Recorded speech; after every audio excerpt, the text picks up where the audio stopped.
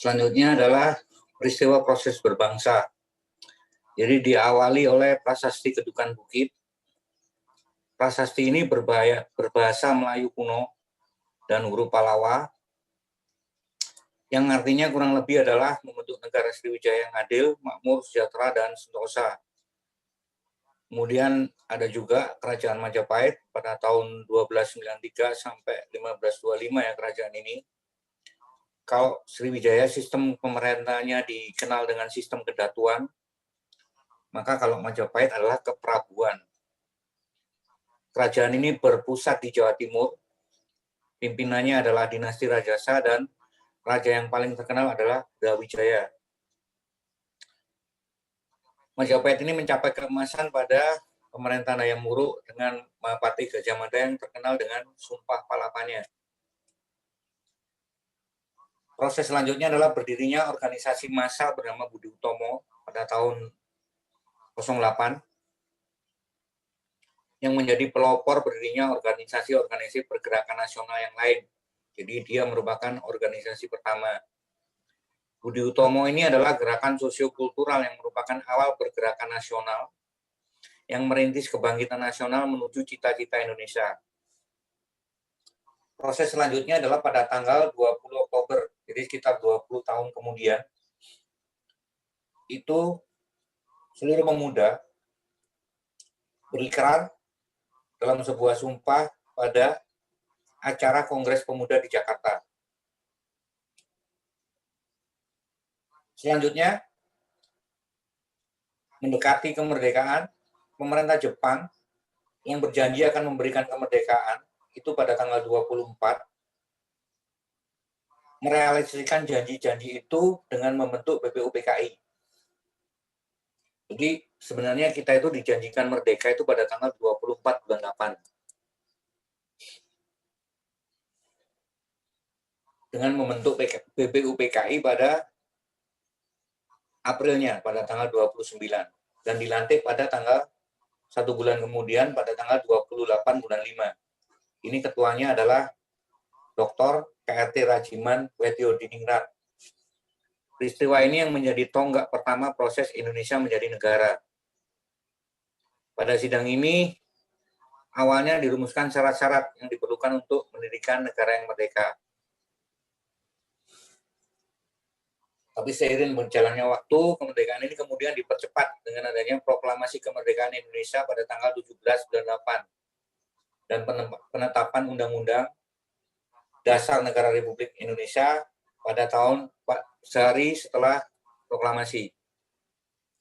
Peristiwa ini merupakan momentum yang paling penting dan bersejarah karena merupakan titik balik dari negara yang terjajah menjadi negara yang merdeka. Kenapa pada tanggal 24 janji Jepang itu dipercepat tanggal 17 itu karena ada bom yang jatuh di Hiroshima dan Nagasaki yang dijatuhkan oleh sekutu.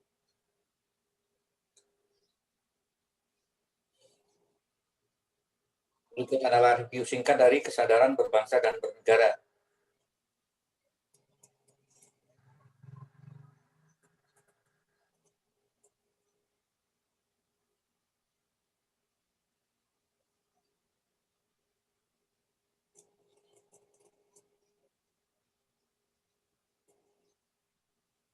Berbangsa itu adalah manusia yang punya landasan etika, moral, dan berakhlak mulia.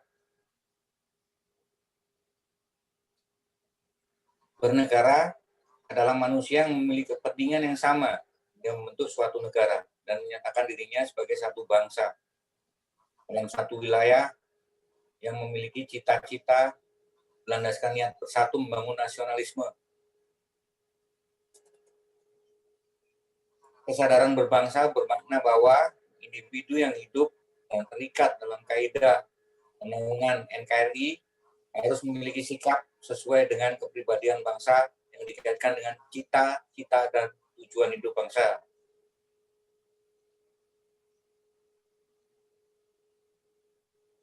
Beberapa kegiatan yang mencerminkan kesadaran berbangsa dan bernegara di masyarakat: toleransi dengan tetangga, tidak rasis, saling tolong-menolong, dan menaikkan bendera saat hari besar nasional.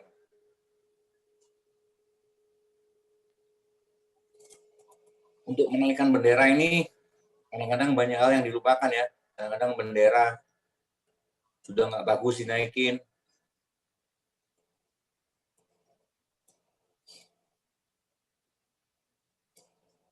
Indonesia ini berbeda-beda tetapi tetap satu juga.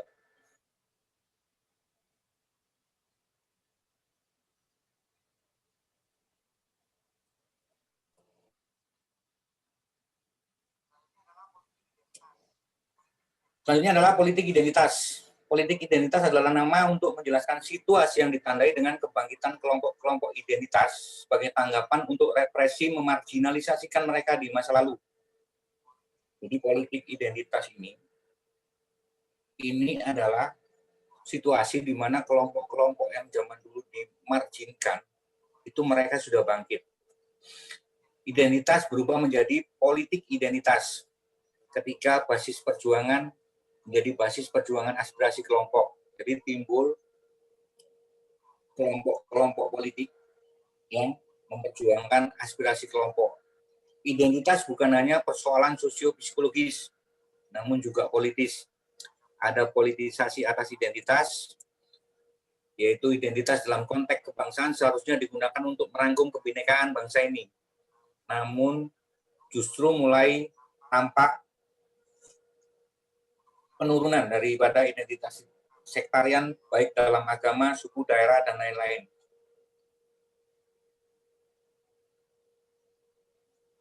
Bukan penguatan ya, tapi penurunan.